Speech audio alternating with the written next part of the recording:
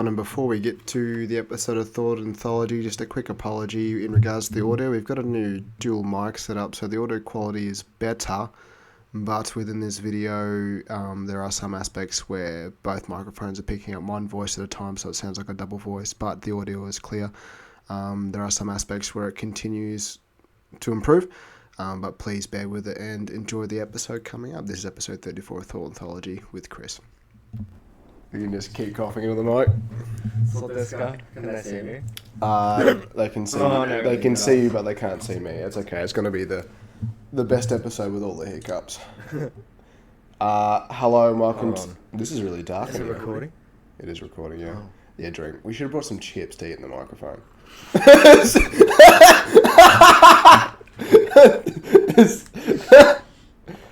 With our new fancy dual mic setup, as he fidgets with all my shit in my room. We could just do an episode where we just go through the shit. A tour of my this shit. This isn't even supposed to be the interesting room. This is supposed to be like the The study is basically just, not the fuck shack. this is my mind in like one room. Yeah, I've got a ruler here with like a little... Whatever the fuck this thing The thing has got, I don't know, actually I can't remember. It's when I was getting ready for the GAMSAT, I started like learning physics and shit, and I got that ruler and yeah. Alrighty. The tism. Welcome to We have episode... some Yu-Gi-Oh cards. Yes, we do have some... We have some Yu-Gi-Oh cards. Is there a Monster Reborn there? Oh no, that's in the kitchen, I think. Yeah. Lucky bastard. Got the anniversary cards and fucking got Monster Reborn. What'd you get? Some dragon card and some shit. Did we establish this as episode Episode 34. 34 or 35? We'll go with that. Mm-hmm. We have the grand return of Christopher Gibson, who abandoned the I podcast. wasn't abandoned. I was kicked out. Kicked wrongfully. out. Okay. Wrongfully kicked out. I was wrongfully removed from the service. Yeah, security took him out and now he's banned from the service. Too many appearances. Yeah, I've been showing up too much. Showing up unannounced to Matt's house and apparently there's like an AVO or something. Some legal issues. I guess it's been a 12-month period since you've been on. Watch this, I'm going to fix the microphone. Mid- Look at that. Perfect. Oh, hell yeah. UFO orientation. Alright, UFO orientation. I like that. Can it? I don't get the It's getting Alright, yeah. Episode 34. 34. This So, is one that's going to go on the rails. I even have a plan, look. oh, beautiful. You actually got like a structure. Yeah. Oh, I beautiful. have some things I want to talk about. Yeah. So Chris has messaged me wanting to do an episode spontaneously. He begged me to come back. Yeah, I was begging him to come back. He is paying me. Yes, I'm paying. Yes, this is how this is happening. Yes, so he's been pondering. What have you been pondering? So today's episode Yeah. is going to be on religion Oh, beautiful. and spirituality. I think that's probably the 5th time we've talked about this, hasn't it? Yes. Yeah. Yeah. A Oh, bit yeah. of chit chat. And a bit of chit A chat. bit of chit chat. So we're relaunching the podcast, I guess. Hell yeah. It's kind of just the same thing. I don't think it's really a podcast as per se, more just, as the name suggests, an anthology of discussions. Yeah. Pondering, like campfire discussions and stuff like that. Yeah. Yeah. Yep. So we had some issues with the podcast. We couldn't get people on. Yeah. And so it kind of just became the same topics. Over and over again. Which we're kind of also revisiting, but Yeah. it's hard to get people to come on. It is. And people like want to, what do people want to talk about? But I guess so. Here we are. Here we are now. Episode 34. Yeah. Yeah. The return. The return. Maybe we can call So that. when call was it our a return. last episode? With you and I? didn't look, yeah. It was last year. I think it was before we went to Japan, wasn't it? Yeah, it was 'Cause before it was Japan and it was before Japan, but after what trip did we go on? We Some went sort of away. a trip we went on. I think it was So when we we went talked to about Melbourne. post-travel Blues. blues, yeah. Would have been in Melbourne after Melbourne. Was that Melbourne trip of rugby? It was different. Possibly. I can't remember. But we did go to Japan. Yeah, Yeah. and we have returned from And Japan. did allegedly go to Japan. Good times. Mm. Do you want to open that can of worms? Or you want to go through your stuff first? Oh, we could just quickly go. Go through. Go through Japan. We spent 4 weeks over there. That was fun. Yep. It's a very interesting country. We are going back. There will be a return to Japan, yes. There will be a return to Japan.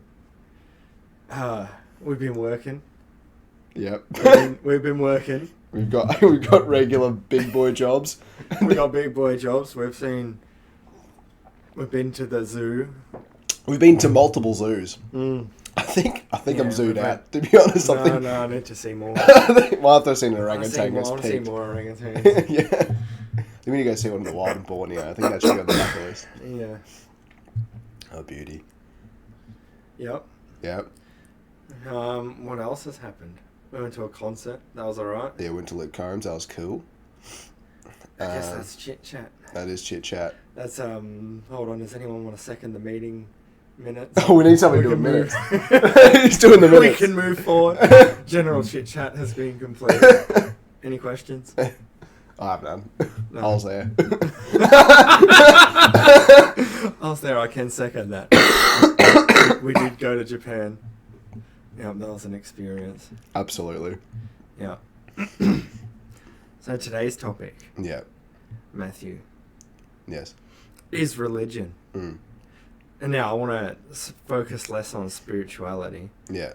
Like we talked about with Jake Mm. about spirituality, and more about like the structure. So I guess you have to denote between what spirituality is and religion. Spirituality is sort of the individualistic interpretation of the world around you and the supernatural and meanings of life, and that does tie into philosophy, but it's an understanding of the things that can't be explained by observation Yeah.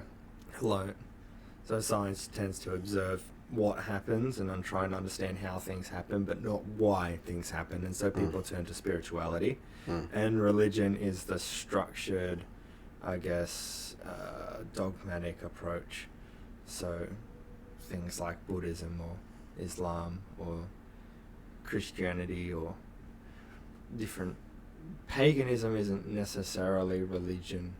It tends to slide more towards spirituality than religion. Yeah. But it's still part of that clade, I guess. Mm. Nonetheless, religion. So, why are we talking about religion, Matt? What have you been doing? Because, No, you go. You keep going. what has happened? So Matt and I have been touring different churches. I guess becoming more spiritually aware, and that's what we can talk about. And then reading the Bible, and then I guess somewhat believing in God.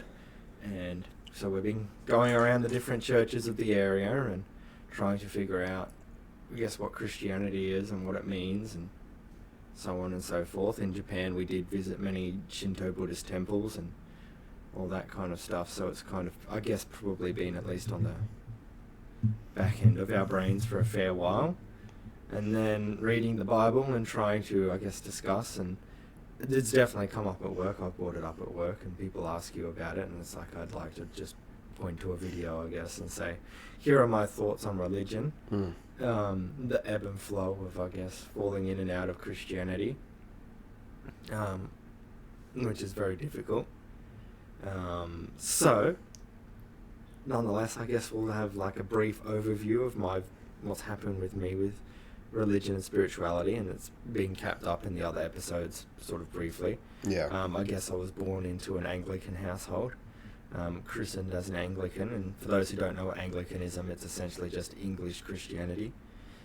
It's the church that was essentially broke off from the holy, like Roman Catholics. I was Catholic for a long time. The Romans actually brought it to the Celts when they invaded what would become Britain, and essentially Britain or England, as it were. But for it's all kind of just the same area. It's the UK now. They'll get very passionate about it's not the same area, but it kind of is. Everyone just... That whole area, Scotland, Ireland, the UK, was all just sort of one area with a bunch of different neighbouring tribes, and that would become houses and so on and so forth. And the Romans invaded it, and they brought with them Christianity that was spreading all through, the Middle East, Eastern Europe, then down into the Western Europe. And then they brought it across, obviously, with the Holy Roman Empire as it expanded out. and become the Catholic Church. Later, through the Protestant Reformation, would become Anglicanism. So Anglicanism is a bit unique. It sits somewhere between Protestantism and Catholicism. There's a lot of church history there to talk about theologically what it does mean to be an Anglican as opposed to a Lutheran or, a Protestant. But that's a Protestant, like a Catholic or an Orthodox, or what even does it mean to be, say, Protestant versus Catholic versus Orthodox. There's a lot to uncover and unpack in a video, and we probably will briefly, but there's a lot to talk about what all the different denominations mean, and it's kind of just, I guess, it seems philosophy of the area and time meets person's personal experiences and pre-existing theological understanding of Christianity. So you see, in more authoritative areas like, you see in Catholicism or, like I said, Anglicanism, they come from typically monarchy or monarchical, I guess, areas. Italy, the UK, things that were ruled by a ruling government tend to have more of like a authoritarian view on Christianity, I guess. And you see that reflected in their theology, and you see, like the Baptists. The Baptists are a good example of, they're big on free will and having a unique relationship with God. And where does that come from? That comes from the early days of the United States of America, and of course that's heavily influenced by the way that they think and what they think God is. But we'll get to that in a moment. We'll get to that sort of later. I think that's the second or third topic that I want to talk about, is people and God and different interpretations, and why there are different theological, or why there are different religions, and why I think there are different religions. I guess we could start off with clarifying what your stance is, Matthew. My stance? Yes, if you could sum up what you are, like what religion or spiritual, I guess, and it can be nothing, it can be atheism. Yeah. Well, I'm still not really defined as anything in regards, I'm not Christian, I'm not... Well, you don't have to be. Yeah, I know. There is a terminology. Yeah. I guess it's kind of still that similar standpoint of figuring out that it's very, like, life's very strange and being alive's very weird. Consciousness is weird in a universe that essentially appears unconscious, and then when you try to observe it from a scientific standpoint, which is very rigid and structured of how things work, but then when you reflect it back to your own consciousness, it's kind of doesn't quite sit right with this whole expansive nothingness all of a sudden becoming something, and something really solidified it, which was from a reel that I was doom scrolling through, that like it really made me think a bit. It was like it was about Neil deGrasse Tyson stating the universe doesn't care. Exactly right. But then there was Mark Norman, who was a comedian whose neighbour was a professor of logic, would actually say there's actually there's a logical flaw in actually stating that is actually it removes living things from that, which living things do care about stuff, and they are actually also a part of the universe. So to an extent, the universe does care, and then you can go down lines of logic of, well, then you can infer that there's potential meaning to the universe, even if it's subjective, and then that if you can go through these steps, you can go further and further, and you can potentially reach what could symbolize a god. So the universe isn't necessarily uncaring because we're a part of that universe. Even the birds care about their existence in this big expanse that we consider nothing. Yeah. Doesn't mean I believe in the Christian section, the structured religious way. I'll read the Bible and try to make that my own. I'll determine my own system from reading and understanding that. But that is where I'm at. There's a lot of deep thinking and probably a longer conversation over that, but that's essentially a summary, which is essentially that. Yeah. Yeah. Yep. So I guess where would you put yourself? Be agnostic? Agnostic, yeah. Yeah. I've kind of reached the, might surprise some if anyone's listening, almost an agnostic Christian. Yeah. And what I mean by that is that I don't know whether we can 100% understand exactly, like with 100% certainty, that we know exactly what's going on, why it's going on. Is there a God? Is there not a God? I struggle with the idea of saying there is nothing out there. But I also struggle with the idea of I believe in God fervently. And so then I sort of pick, well, which definition, I guess, suits the bill, I guess. Yeah. Which one do I think the most believable? And there's kind of two, which is some form of Buddhism, pick one. Yeah. Or some form of Christianity, pick one. Dependent on which doctrines you like, which explanation you like, which one you're looking for. They can be quite different in Christianity depending on what they believe and don't believe. So you sort of just pick one, and then I think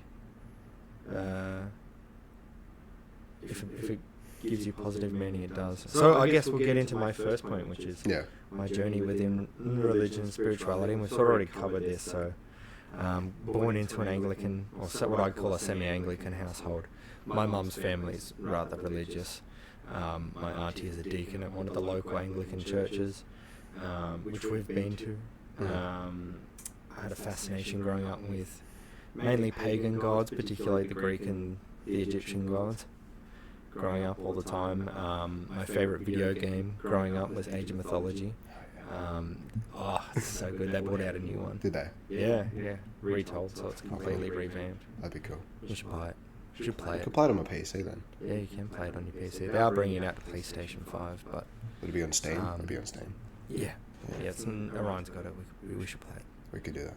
We should play it. It's good fun. I love Yeah. it. Anyway, we had a project in school in about the 8th grade where you could just pick, it was a humanities class, and the teacher was like, you can pick whatever you want to study. It can be scientific based, it can be history, it can be spiritual, religion, whatever you want to do, and you can pick any project that you want. You can do a geology study, you can do anything. Anything you want, politics, whatever, and you're going to present it, and we'll put them all in the library, and you just present what it is and why. And so I did Egyptian gods, and I made some out of Play-Doh, so it was like got a wooden slate, and then I actually made them in the colours that they were represented back in the day, and you did the hieroglyphs and stuff on there, and yeah.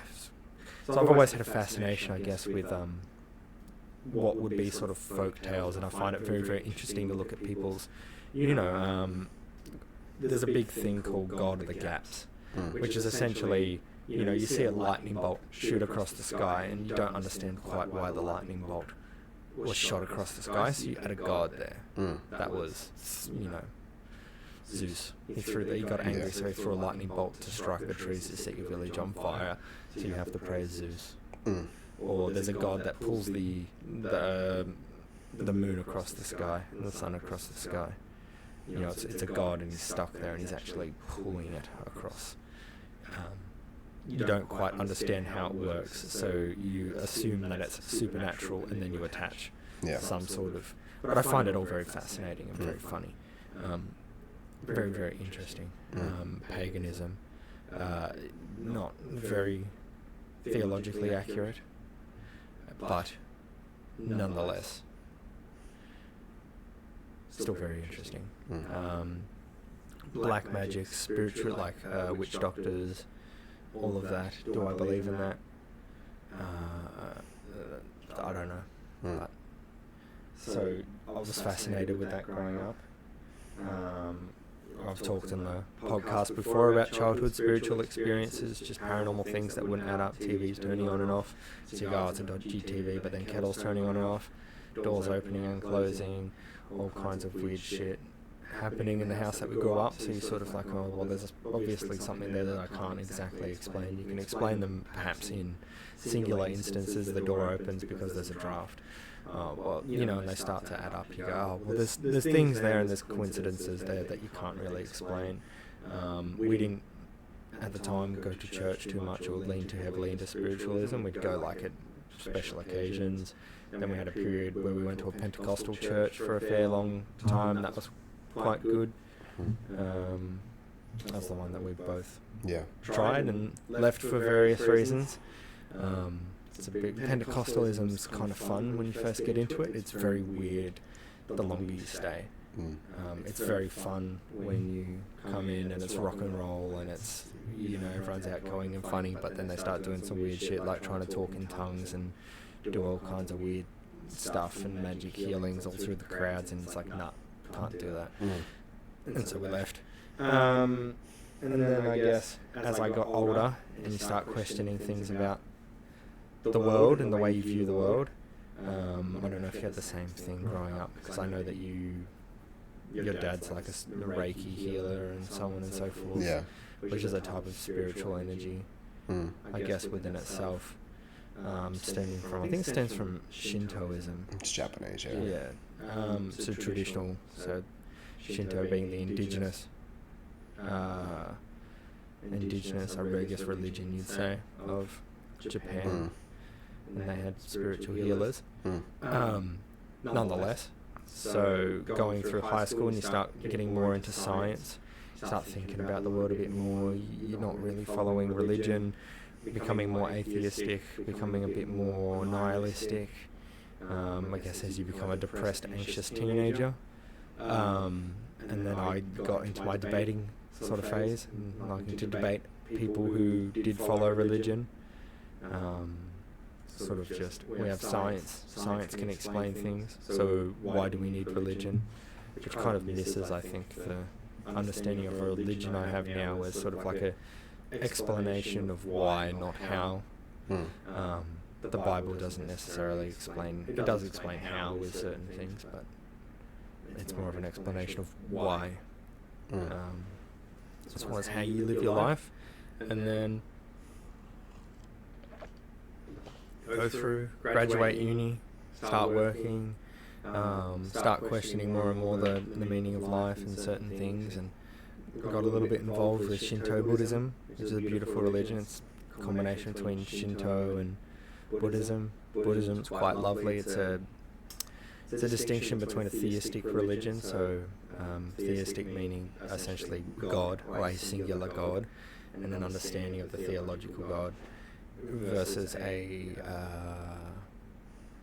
how would you put it, worldly religion in Buddhism, which focuses more on how you find a peace and meaning in the world, and giving you instructions on how to enjoy the world, which I don't disagree with a lot of the things they push, like, self-sacrifice and suffering and self-deprivation and, those kind of things, and meditation, all very much proven effective in improving the human experience. Not only that, it's just a beautiful religion, and it's very, very, I guess, interesting, very, very practical, I think. It's very Asian. Yeah, it's very, very practical, very applicable to everyone, very, very easy to get into. And then sort of just finding that a little bit perhaps empty at times, and then going from there to falling into Christianity. Cracked open a Bible, started reading a little bit, started watching some videos. There's some evidence of things like, they said that there was an eclipse after Jesus died and an earthquake, and both of those things have been proven real. Jesus has been proven a real person due to historical accounts. He was actually crucified under the Roman rule, under the discretion of the Jewish leaders. Fulfilled a lot of prophecies as the Messiah. Things like the Shroud of Turin, all these kind of things start coming into your mind, and you start looking at like, oh, well, maybe there's something here. Originally, as an atheistic teenager, you start to think it's like some sort of a government conspiracy, that the churches have all been set up by the government to control people, but it doesn't seem very likely. It does seem likely that the churches did control people at some stage, because they were the main powers that be at the time. But it doesn't seem like they have that grasp, I guess, ongoing, and I don't think they were created for that purpose. I think that perhaps people made an understanding of things and then used that to ascend to power, which I don't know. I wasn't there. And then I guess starting to go to church, starting to dabble in church, and then I guess converting, I guess, to Christianity and attending church regularly.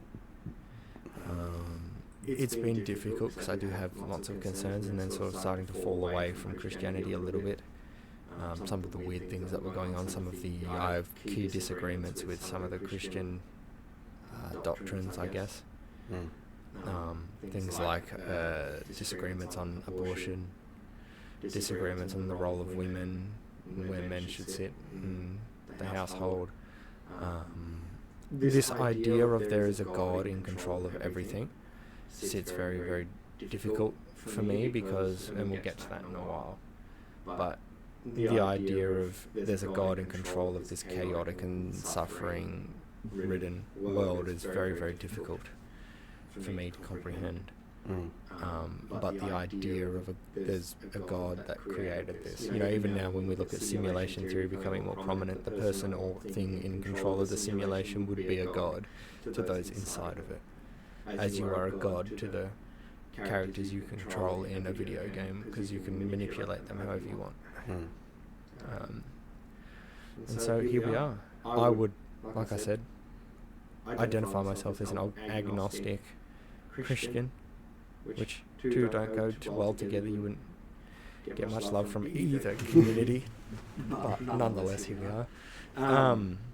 So that's kind of my how I reached there. I know you had a bit of a different upbringing. Yeah, well, like I've been on most podcasts, like I've been through like probably every spiritual side, not really a religious side, but more like spiritual stuff, because psychics and Reiki masters and going to all the fairs and drinking the Kool-Aid for a bit, and then I love to go to the fairs. When there's one, we'll go. I'll wait till Jake has one, we'll go to one. Yeah.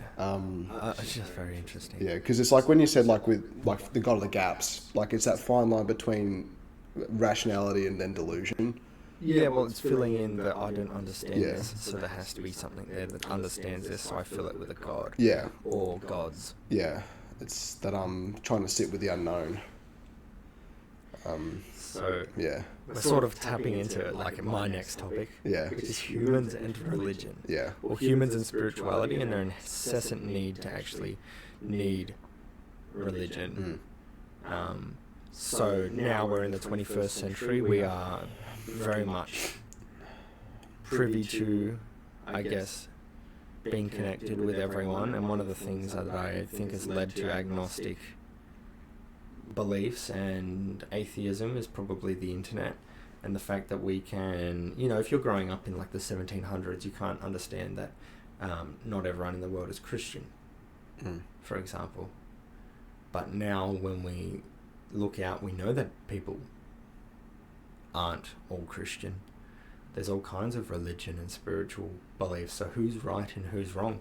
So the people within the church or whatever religion that they follow would argue that they're right, and then they'd give you a long list of why they're right and argue very fervently using the literature within their respective spiritual book or guide of why they're right.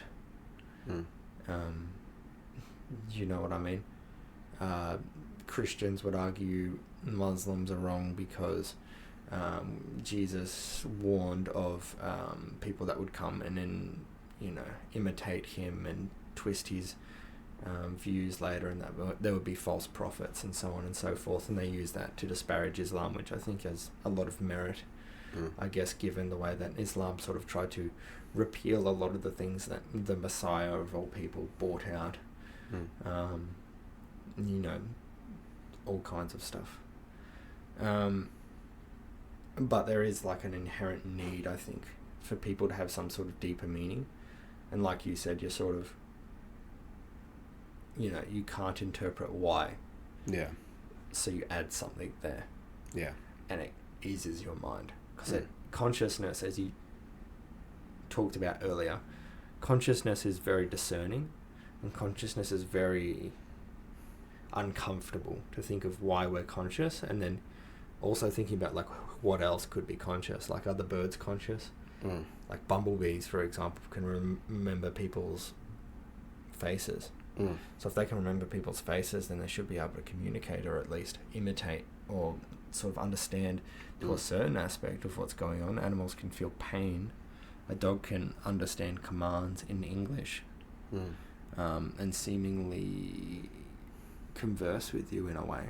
Not literally, but they can make their needs known. They can comfort you. They can see and understand your emotions, meaning that they themselves have emotions. They themselves experience emotional distress and pain and sadness. So who's to say that they don't have a God? And that consciousness, I guess, that we have to our level, of being more conscious, is it coincidental? I don't know. If you apply some sort of theistic understanding of it, it would be that God made us this way. So then it's like, I'm calmed now. Thank you, God. And so people have always seeked.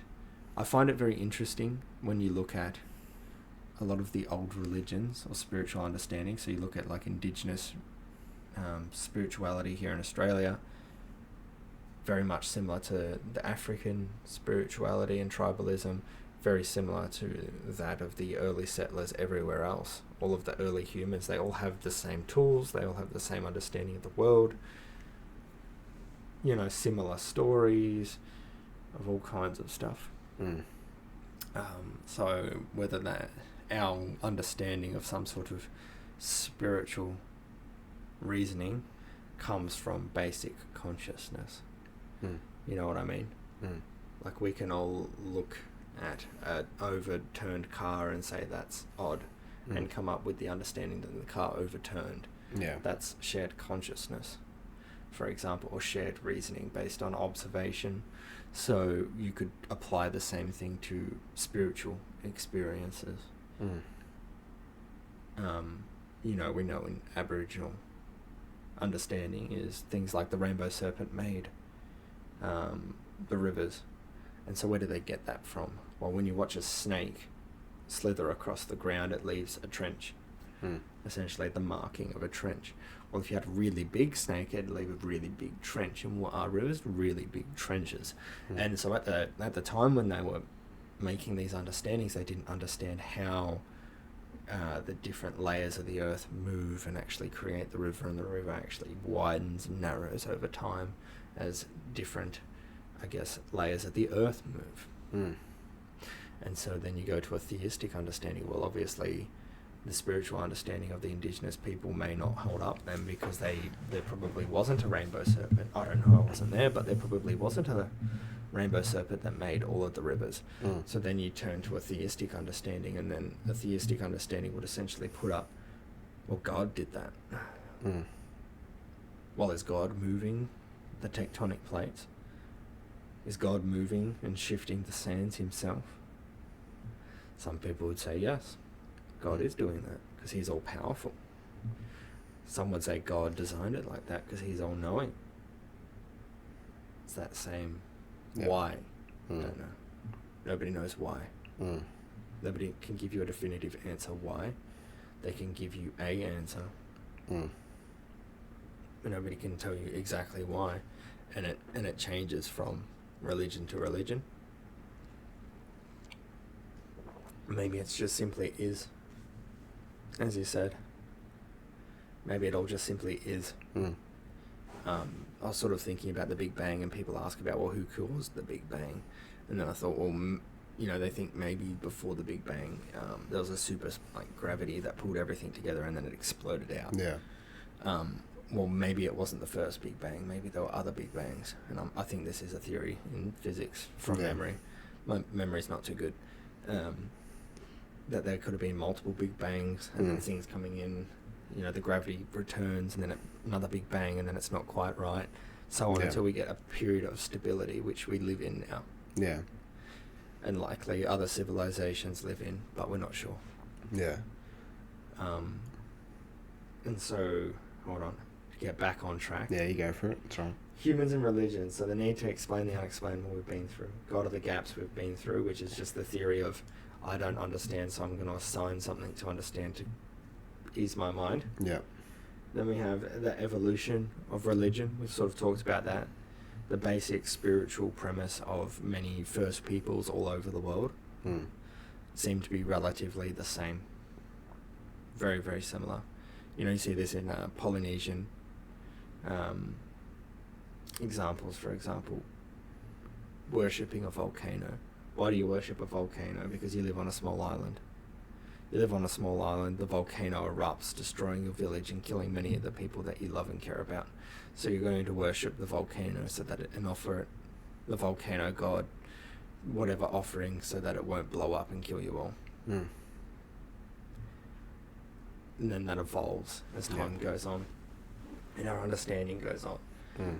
And certain more simple understandings come forward, like Christianity, for example, or Islam. More simple understandings. Or some things like Buddhism is that there may not really be heaven and hell. What we have is being here on earth, and you have to make the best of the suffering. Yeah. And how do you do that? How do you go about it? So I don't know. The benefits versus the cost of religion. So we could discuss this. This is a discussion point I have. Studying, I guess, when you need to decipher which religion you'll follow and which religion you align yourself with, you have to look at the benefits of that religion versus the costs and what that... So myself as someone who's agnostic and looking more at which religious view do I align with most, I guess it comes down to looking at the benefits, costs, and what I actually believe in myself. And that's where I started to, as much as I loved Catholicism, for example, I really disagreed with things like, I don't believe in the pro-life movement. I think it's very, very flawed.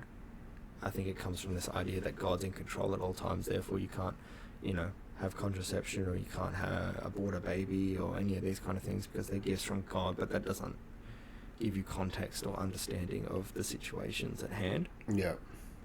And then there's a few other things, like we mentioned being in position of power.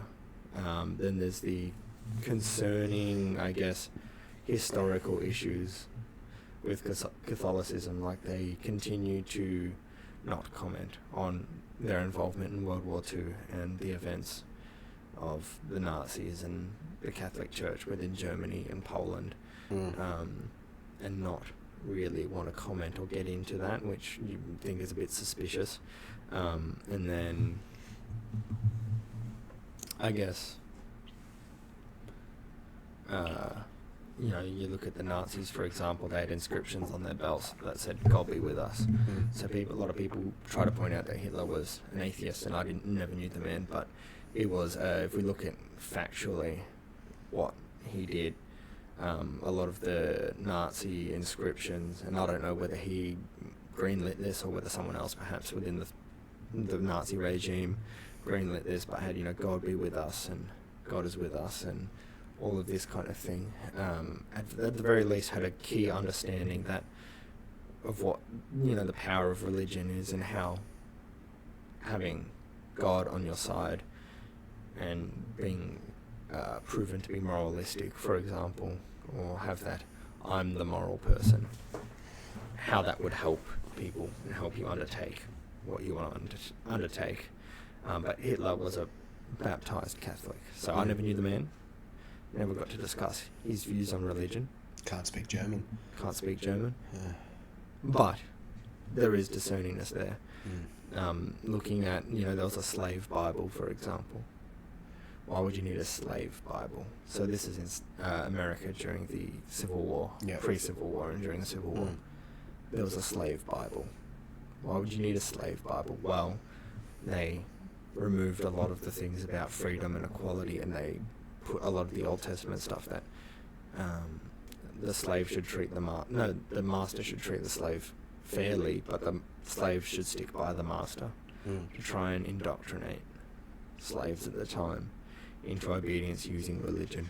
Yeah, which is kind of like the display of that power. It's the power. Yeah. There is a great power, and I guess you've got to give Christianity credit to how it's built with the Western world, because prior to the Romans essentially colonizing, if you will, I don't think it's called colonizing, but I don't think that's the term because but colonising what would become the United Kingdom, Scotland and Ireland. It's done a lot of good for the Western world, but also can be used out of proportion. Yeah. People were trying to use it as I'm God's selected person, so I have authority and right over you to do what I wish. Is a bit concerning. Yeah. So I guess you've got to look at it. And then people would say, well, I disagree with that, so I'm going to go with the pagan explanation of things. But the pagans were sacrificing children. Before Christianity arrived to South America, the Mayans were sacrificing children to the gods in hopes that the rain would come. Bit discerning. Yeah. Bit more discerning than, I guess, even the slave Bible. So certainly paganism isn't a very moralistic worldview.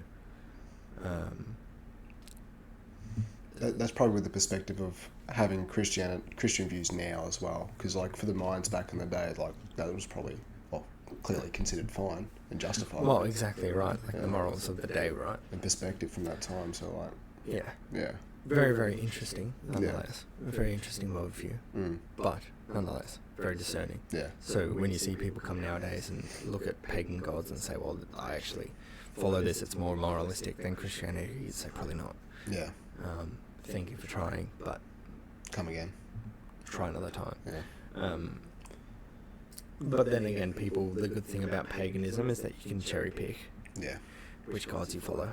So you can go, no, actually, I don't follow any of the bad pagan religions. I follow this god. This god's the god of love and understanding in the world. So I follow them, and this is the god that I follow. And it's like, okay. We're guessing that weird, like, it's like, it's okay. It's it's the same as I liken it to a Christian that selectively follows the dogma, the dogmas of Christianity. Is you can't, if you align yourself with Christianity, you are a Christian and you have to follow the Christian values. Yeah. That's the whole point of religion. It's supposed to be structured and you're supposed to respond to it structuredly. So there's a lot going on. Yeah. Benefits and costs. Yeah. Because there's a kind of a problem with having to follow the structure, because what if it's wrong? What if it's manipulated by the powers that be too? Like something like the slave Bible. Yeah, it's like, exactly right. That's where it becomes problematic. And that's where the problems of religion come. Yeah. All of them generally are like, most of them are like those key principles, like with Christianity, like forgiveness, love, like those key things. Which don't seem like they're actually power driven, because like it's kind of being submissive to people that are bad to you by forgiving them. In the sense, yeah. So that's where you could kind of determine that maybe this part of religion, something you can quote unquote cherry pick, compared to like, I don't know, if this guy is a German, you put him to the cross, or like something, outrageous. Yeah. Yeah. Because like the whole point of religion to bring structure and an agreed upon value system. Yeah. Yep. And that's one of the benefits. Yeah. I guess. So did you want to go through like cost-benefit analysis, or like what do you want to do? You want to just like to talk about the benefits of Christianity? Yeah. What do you want to talk just about? Briefly just discuss it if you want. Yeah. Like there's a lot of benefits to be had in analysing, I guess, the different,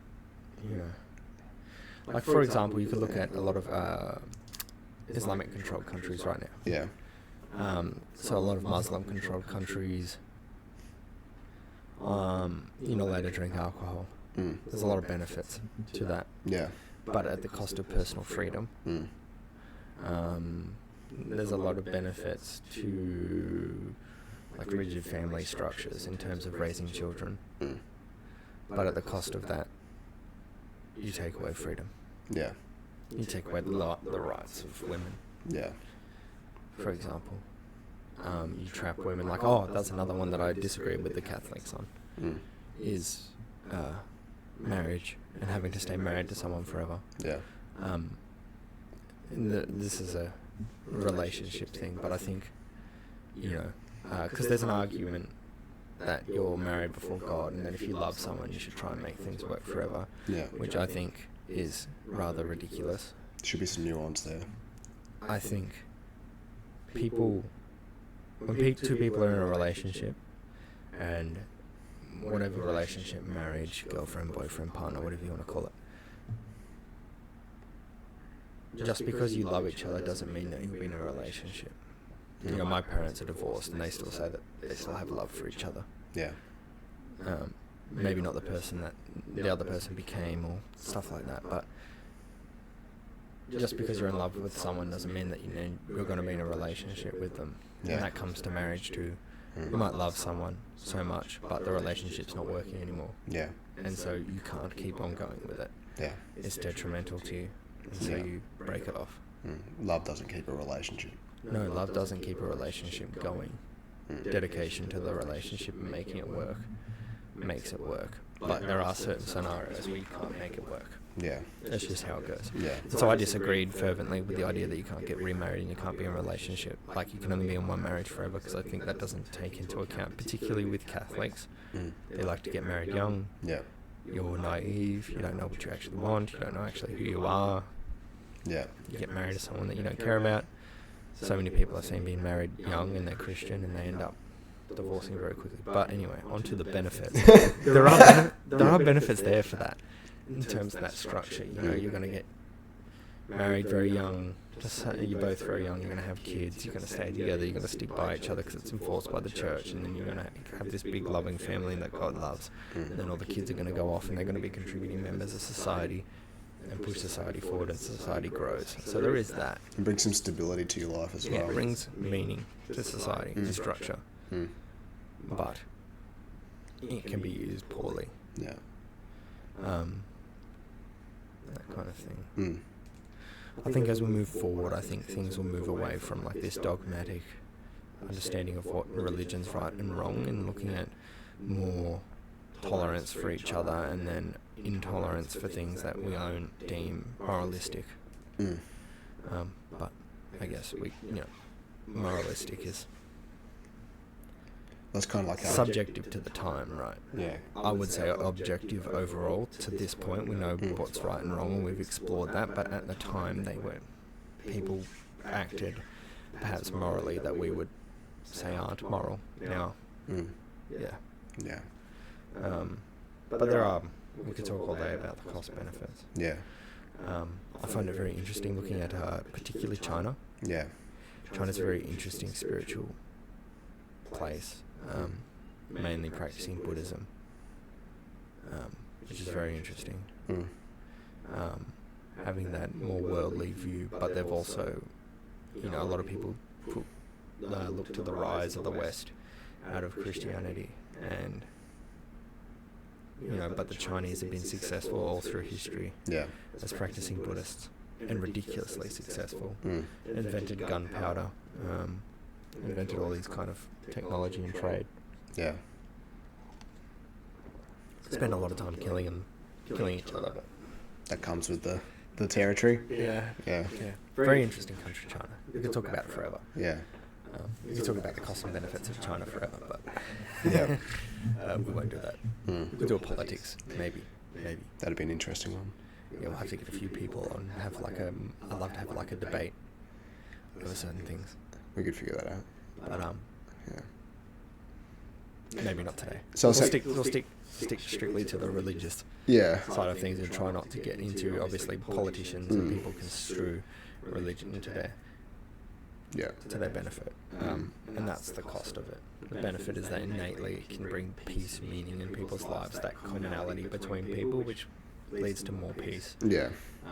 The more multicultural and the more diverse religions there are, sometimes you're going to run into those difficulties that people aren't going to be able to see eye to eye because their religions are different, and that leads to like a difficulty with meshing people Conflict. together. Yeah. And it can lead to quite bad conflict within society and the world.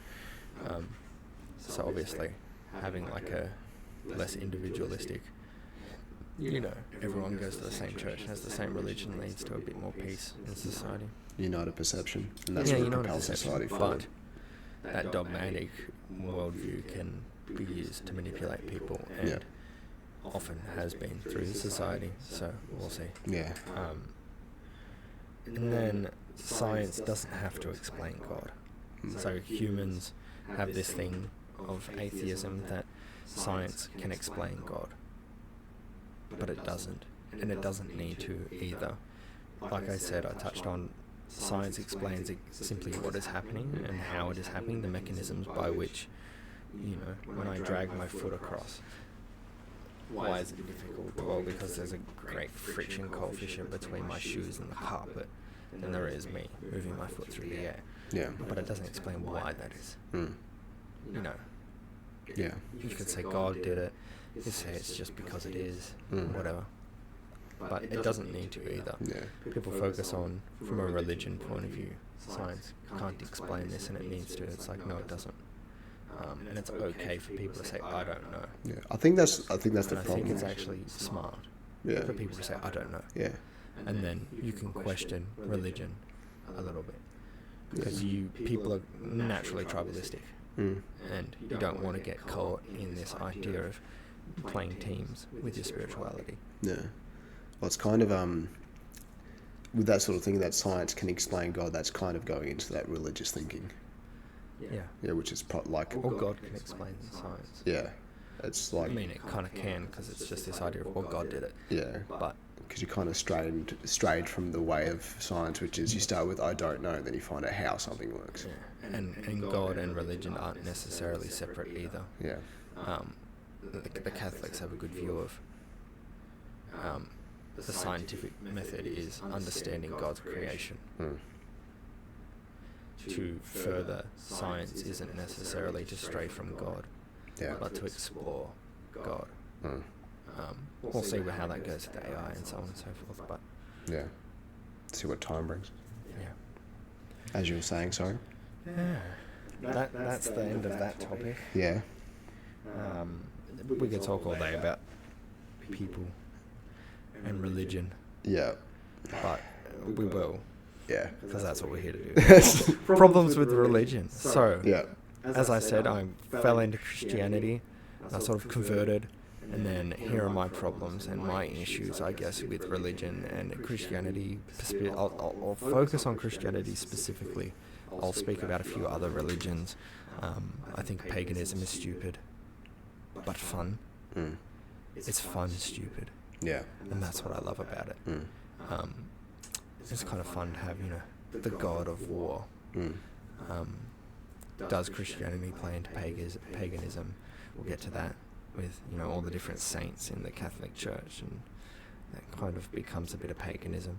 Yeah. There's a saint of this and a saint of that, and you pray to the saint of this and that Anyway, paganism is fun but stupid. Islam is kind of like Christianity but not. It's kind of a bit silly, I think. And I don't think it's a religion of peace either. Or at least peace as we know it. Perhaps there's an argument from the Muslim side that, it brings me a lot of peace in my country because there's a lot of structure and order. Because it returns to that sort of almost Jewish Old Testament view of society and how society should be structured and women and stuff. But it definitely doesn't mix with the Western understanding of morality and stuff like that. Yeah. Particularly around rights of women, children, all those, the LGBTQ community. It doesn't take into account that nuance. So, Islam, as outlined by the Western world, is probably not correct. But they would have their own argument for that. So you go, okay, Buddhism is fine. Very good world religion. No problem with it. Doesn't mean people can't use Buddhism to their own advantage. Christianity, possibly maybe the best explanation religiously. Definitely not perfect. So, I don't know. And so my problem is, what is God and why? Like, what is God? Do you want to discuss that, or do you want to... Like, not what is God necessarily for me personally, because I don't know, but like, what is God? And so a lot of people will talk about, is God all powerful? I have a disagreement with the idea that perhaps God is all powerful, because if you're going to sit there and we're going to go under the guise that God is all powerful and he's in control, well, why do kids get cancer? why do, like, try explaining that to the sea turtle, like the infant sea turtle that's crawling across the beach and getting eaten alive. Why, like, is God doing that? Is God, like I said, with the example of the river, is God shifting the sands around himself? And of course then you get differing opinions based on what religion you're from. But mainly, so if we look at within Christianity, the Catholics would say, well, God isn't in control anymore, is ultimately a all-powerful God, but due to sin and offering us free will, is sitting back, and it's our choice to move closer to God, which I actually quite like the idea of free will and having to choose to go into God or not, and having power over your actions. But it doesn't explain things like the suffering of animals, for example. Does a zebra running across the Serengeti and it's caught up by a lion, is God in control of that? And people would say probably not. And I'd say, okay. Then we arrive on suffering and with man. And it's taught in a lot of religions that suffering enlightens you, and I think that's actually correct for a subjective human experience within reason. Like, I don't think the child suffering leukemia is necessarily enlightened. Yeah. Unreasonable suffering. I don't think a child that is born with birth defects is going to put it in pain for its whole life. I don't think that, for example, the Christian dogma, so Muslims would stone the gays. Many pagan religions would probably kill the gays as well. Many Christians throughout society and throughout history would kill the gays. Anyway, nowadays the conceived notion is essentially gays are okay but not okay, for example. And I use the crude language, I apologise for that. But they would say, like, gays should be abstinent, and that it's a punishment from God, but it's a punishment that they were born with and have not at all done anything to incur to be born gay. Is God in control of that? And why would God do that? To a creation that he loves so much that he sent his only son to earth. That sounds great and all. It sounds very calming. God sent he loves you so much. He sent his only son here. So that he may walk of the earth and die of the earth, bear our sins, so that we may have eternal life through him. How great is that? But how is that, like, if an all-powerful God is in control, then someone who's born gay, that's not a sin. God created them that way. And so God must be pleased with that. And if God isn't pleased with that, then he isn't in control of everything, which would make him either not all-powerful, or it would make him neglectful. He doesn't care about you. Because if he cared about you, just like my thoughts around prayer, you don't always get what you pray for. That seems a bit silly. If there is an all-powerful God, then I should do certain things, like with your father.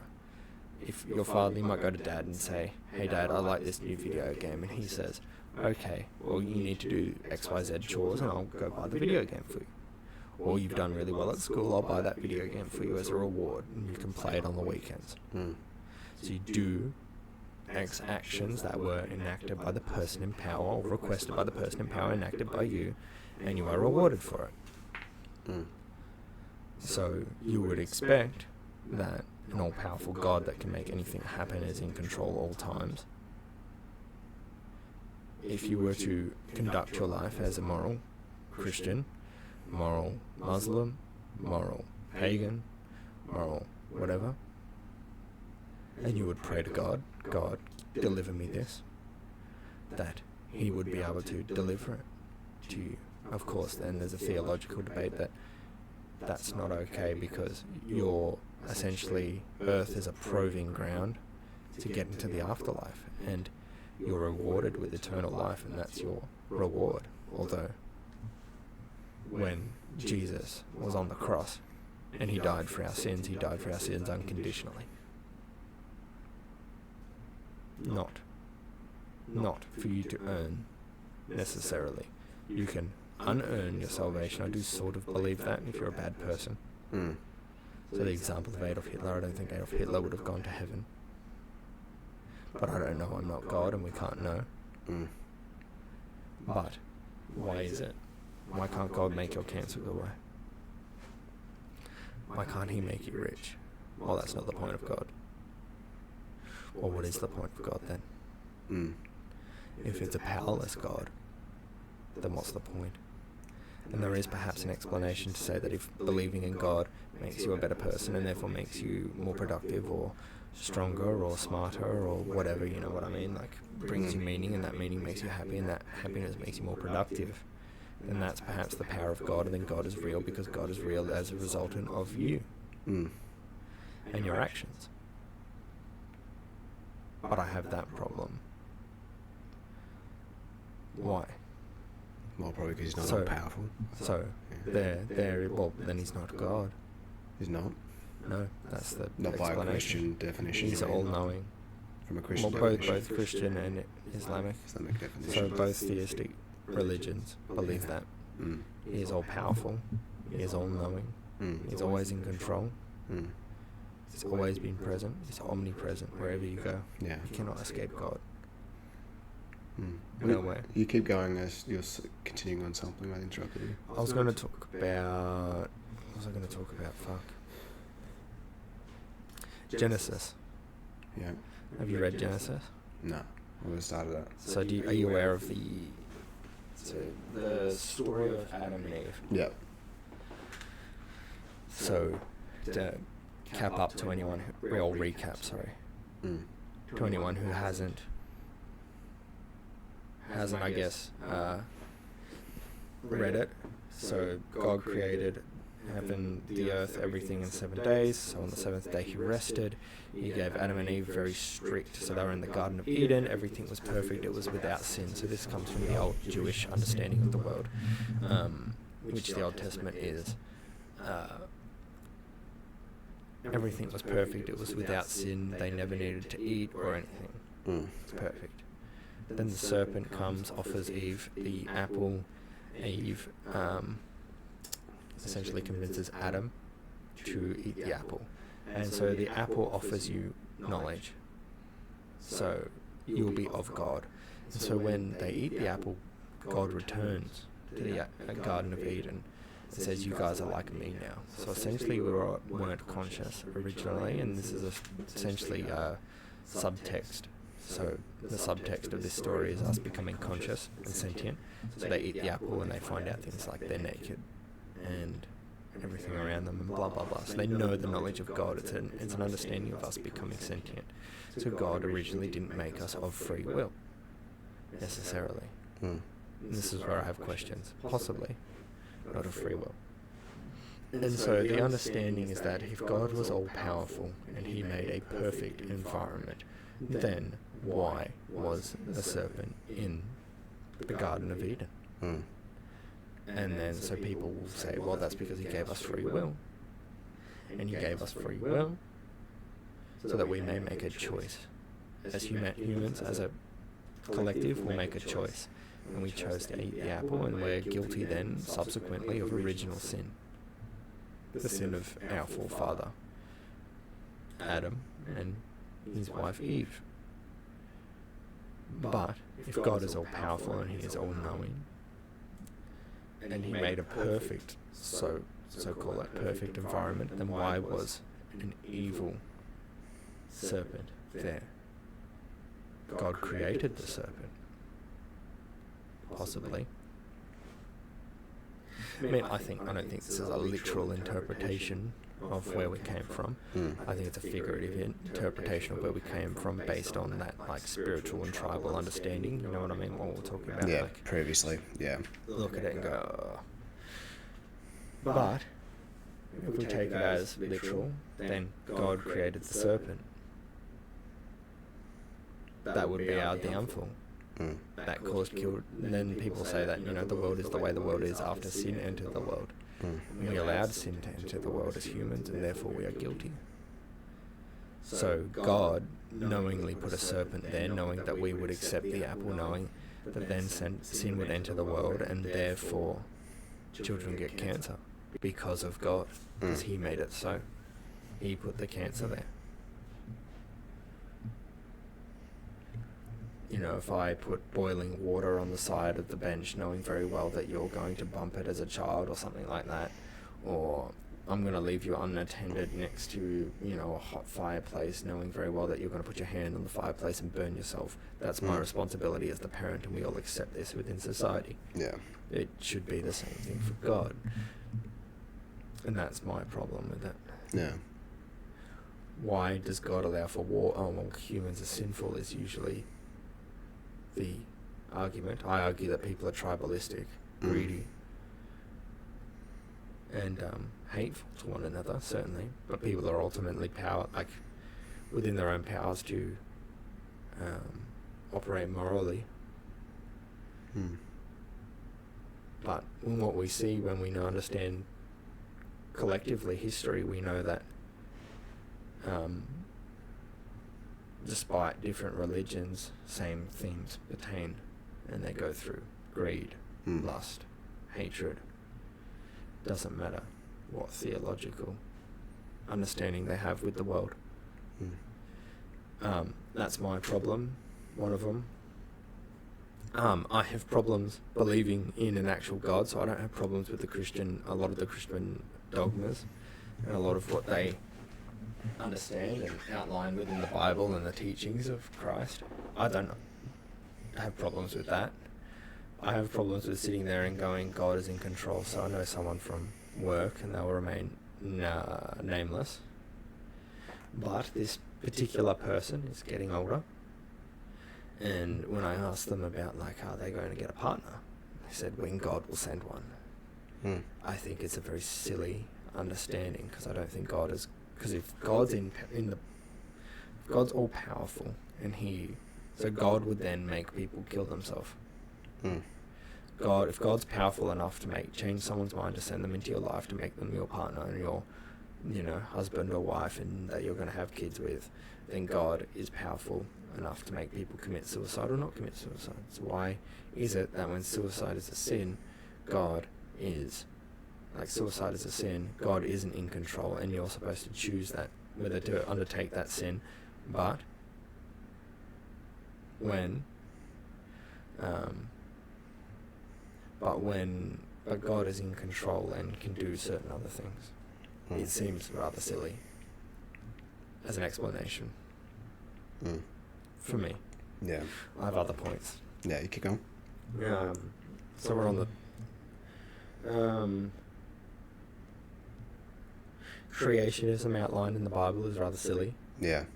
It doesn't match up. So there's an argument, so God created the world in 7 days. Doesn't match up archaeologically. There's no mention. There's mentions of great floods amongst many different religions and paganism or theistic or whatever.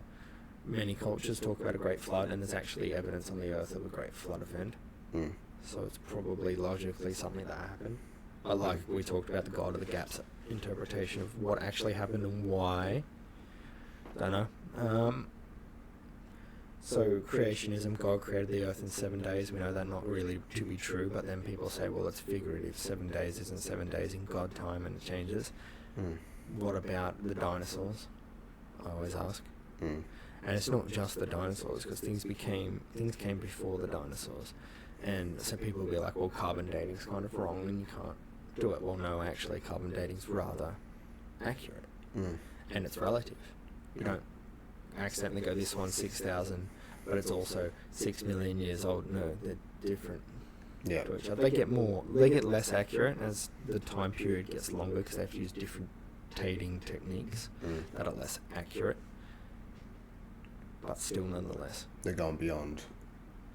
Yeah. beyond what the Christian understanding is.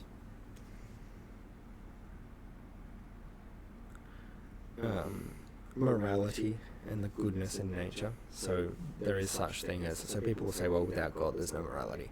But yet the Catholics, for example, themselves will admit that there is morality observed in the natural world without input of, a God or some sort of religion. Yeah. There are morals, good and bad, that we observe in people that aren't religious. And because there's often that argument that without God then there is no morals, and there's no morals then things are going to fall apart, but yet that's not necessarily observable.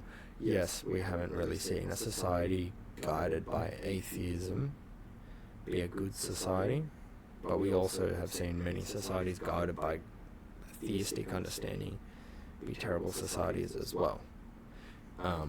You've seen many, for example, use Buddhism as an example, used as ways to undergo war, but also not. But they're not a theistic religion. So why?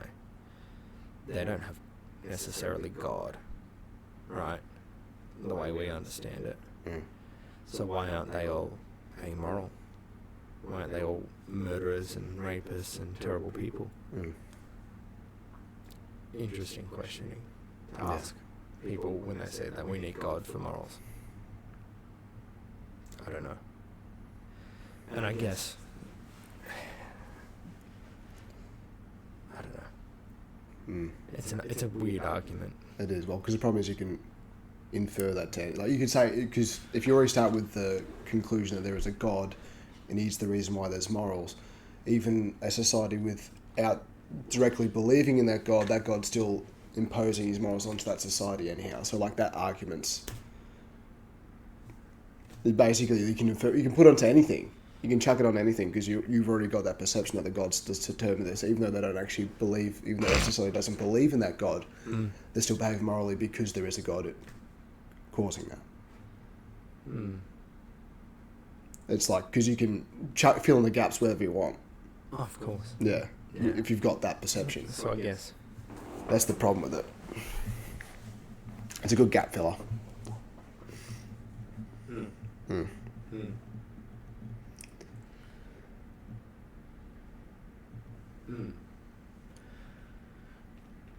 So I guess we'll get to the last part, which is my religious views, and we went possibly Puritan, possibly agnostic Christian versus Buddhist. Yeah. Hell yeah. Watch this space. I'm not sure. We'll see.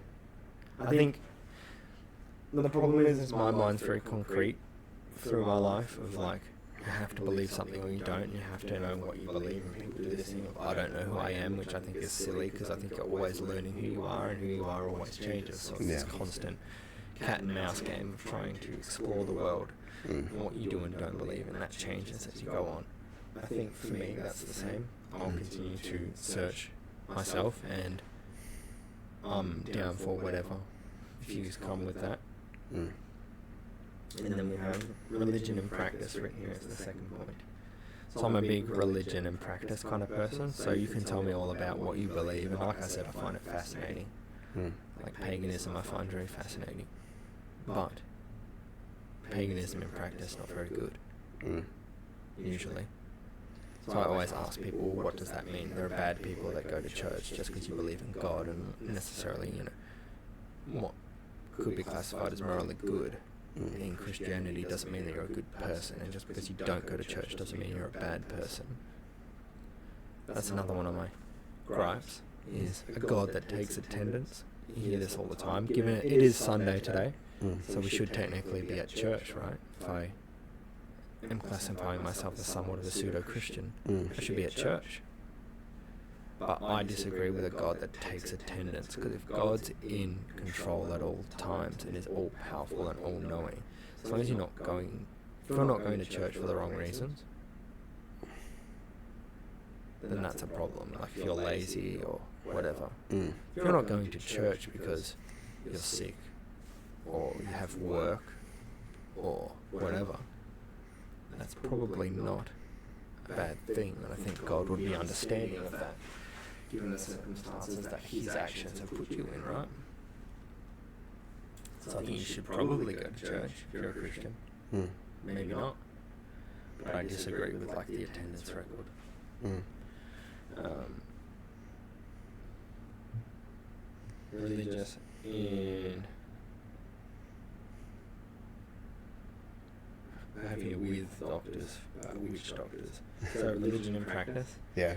So spirituality, witch doctors, and the supernatural. Mm. All very interesting things. Yeah. Whether they're true or not, Mm. don't know.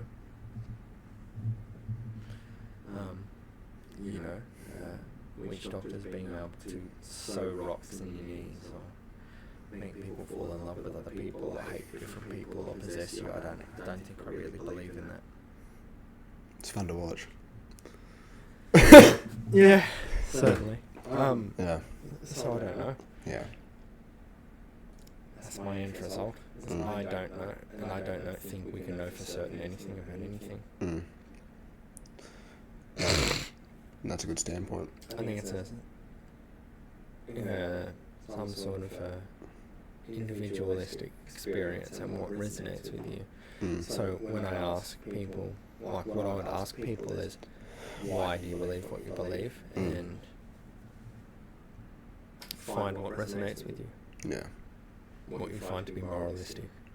Not necessarily theologically what might be shoved down your throat, but perhaps what is moral. And if it doesn't adhere to the moral standards within which you operate or want to operate your life, then it's probably not right. Mm. Yeah. Mm. Good standpoint. That's all I got. Oh yeah. The I don't know is a very honest perception of like the world that surrounds you, really. Like that's because that's where I'm at all the time. Is that I don't want to just fill the gaps with anything willy nilly. Of course. You just don't know. I don't know. That's okay.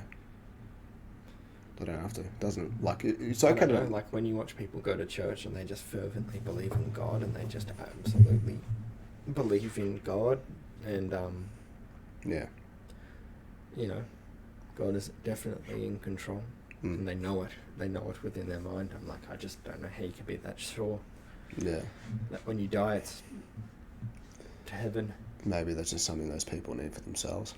Exactly right. Yeah. Yeah. That's why I won't ever interfere necessarily with it, so long as it's not hurting other people. Yeah. Like I've had conversations with people, and when you get to those existential questions, sometimes it's just better not to ask. Exactly. Because it ruins somebody's day. Yeah. And it's that direction for them is the guiding light at the end of the tunnel. Yeah. Yeah.